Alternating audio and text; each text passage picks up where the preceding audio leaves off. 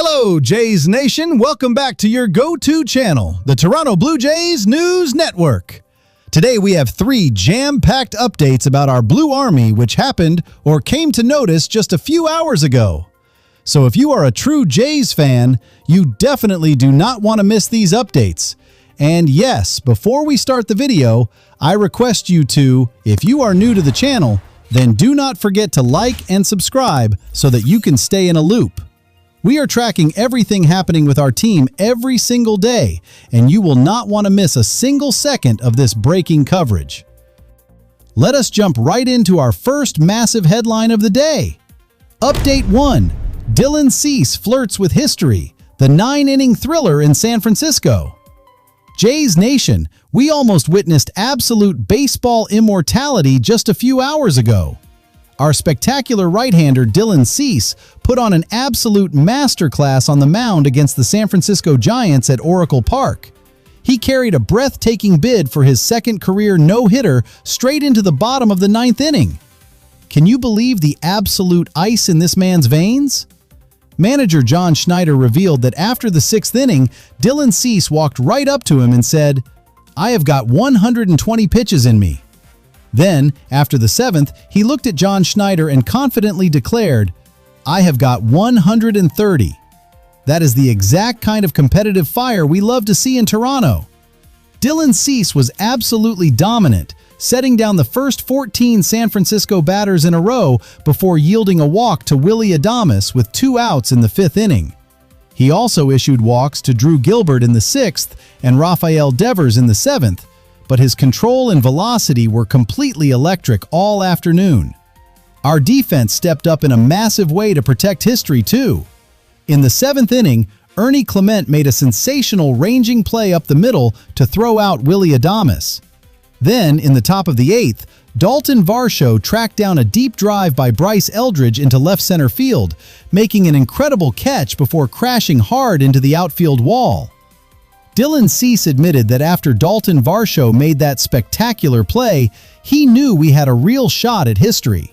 The 30-year-old ace threw a career-high 118 pitches, pumping 81 of them for strikes.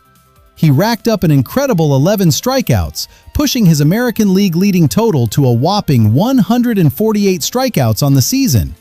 He entered the 9th inning with pure gas, firing 2 nightly 7-mile-per-hour fastballs to Heliot Ramos. Sadly, Heliot Ramos managed to break up the no-hitter with a line drive single to center field on a 96-mile-per-hour sinker. Even though the bid was broken up, Dylan Cease left the field to a massive standing ovation from the San Francisco crowd. Tyler Rogers came on in relief to secure the final 3 outs on just 4 pitches, completing a dominant 10-0 shutout victory for our Blue Army. Dylan Cease looked every bit like a Cy Young Award caliber pitcher out there, and this win gives our rotation a massive boost of confidence. Update 2. Kazuma Okamoto crushes a landmark grand slam in the Bay Area. Jays Nation, if you thought Dylan Cease's near no-hitter was the only explosive news from this game, think again. Our offense absolutely erupted just a few hours ago, and it was spearheaded by a historic, unforgettable moment from our incredible rookie sensation. Kazuma Okamoto completely broke the game open in the very first inning, launching his first career Major League Baseball grand slam.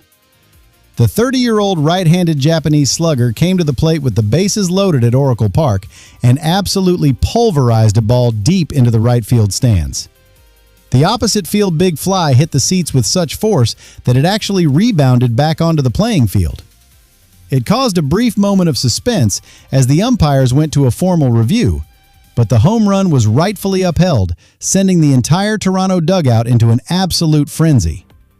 This monumental blast marks Kazuma Okamoto's 21st home run of his phenomenal rookie season. He finished the afternoon going 2 for 5 at the plate, driving in a massive 4 runs batted in to single-handedly dismantle the San Francisco pitching staff.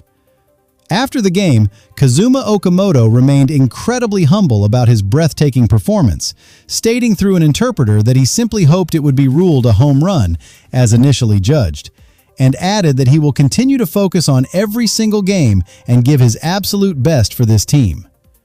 His presence in the middle of our order has been an absolute godsend this year. To hit 21 home runs as a rookie while transitioning to the major leagues is nothing short of spectacular, and he is quickly establishing himself as a true cornerstone for this franchise. This 10-0 blowout victory against the San Francisco Giants proves that when our pitching and hitting click at the exact same time, this Blue Army can compete with absolutely anyone in baseball. Kazuma Okamoto's grand slam set the tone just minutes after the first pitch, allowing Dylan Cease to pitch with maximum confidence and attack the strike zone with complete freedom. It is exactly the kind of high-energy statement victory that breathes life into the clubhouse and keeps us fans glued to our screens. If Kazuma Okamoto can keep launching these massive long balls into the second half of the season, our offense is going to be incredibly dangerous down the stretch. Update 3. Shocking trade deadline strategy. Former general manager urges Blue Jays to target a wild Cincinnati Reds power bat. Jays Nation. As the August 3rd Major League Baseball trade deadline quickly approaches, our front office is trapped in an incredibly awkward and perplexing position. If you look strictly at the standings, our Blue Army is still technically right in the middle of the American League playoff mix. But if you look at our offensive consistency over the last few weeks, it is hard to confidently say we look like a true postseason threat. It is a massive puzzle because this roster is packed with undeniable talent. Yet the numbers tell a very frustrating story. Entering July, this lineup featured only one single hitter with double digits in home runs, our incredible rookie Kazuma Okamoto, and only 2 qualified hitters maintaining a weighted runs created plus over 100. It is plain as day that our absolute #1 priority right now is injecting a serious, high-impact power bat into this lineup. That is exactly why a brand new, highly unexpected trade proposal from former Major League Baseball general manager Jim Bowden has the entire fan base talking today. Writing for The Athletic, Jim Bowden suggested a rather strange solution, urging the Toronto Blue Jays to call up the Cincinnati Reds to strike a deal for their versatile 28-year-old right-handed hitter, Spencer Steer. Now, if that name does not immediately make you jump out of your seat, you are definitely not alone. Jim Bowden points out that Toronto is currently among the worst teams in baseball in terms of total runs scored and home runs, making Spencer Steer an intriguing target because he is on pace to eclipse 20 home runs for the 4th consecutive year.